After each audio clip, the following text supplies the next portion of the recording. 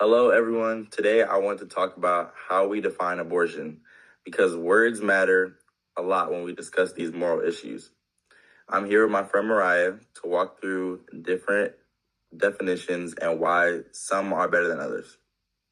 First, why do we even need to define abortion carefully? Well, depending on how you define it, it might be assuming that abortion is already wrong or already okay. That shapes the entire conversation.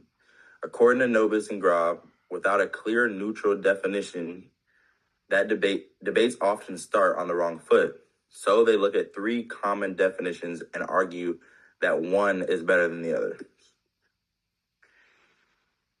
Murdering babies. Some people define abortion as the murder of an unborn baby or child, but this is problematic. First, calling it murder already labels it as wrong. That's question begging. It assumes the conclusion. Also, calling it early fetuses or babies or children uses emotionally loaded language. Biologically, a 6-week-old embryo is very different from a born baby. So according to the authors, this definition is misleading and biased. Another definition is abortion is the intentional termination of a fetus to end a pregnancy. That's better because it recognizes the action is intentional, but termination is vague. It doesn't clearly say how the development ends.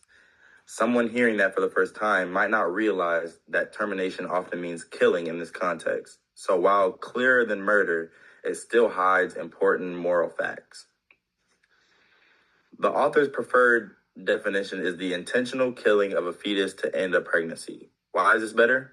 Because it's more accurate. It describes precisely what happens. It's morally neutral.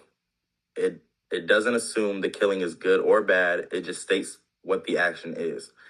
That neutrality is super useful for a fair, critical discussion. Using the killing definition is powerful because it helps avoid circular arguments. If we call abortion murder, people might stop listening. They think the answer is already built in. But when we say it's killing, we can ask, is killing morally wrong or not? That opens the door for a real debate. So in short, the definition of abortion matters a lot. Nobis and Grob argue that defining abortion as the intentional killing of a fetus to end a pregnancy is the most accurate, most least biased way.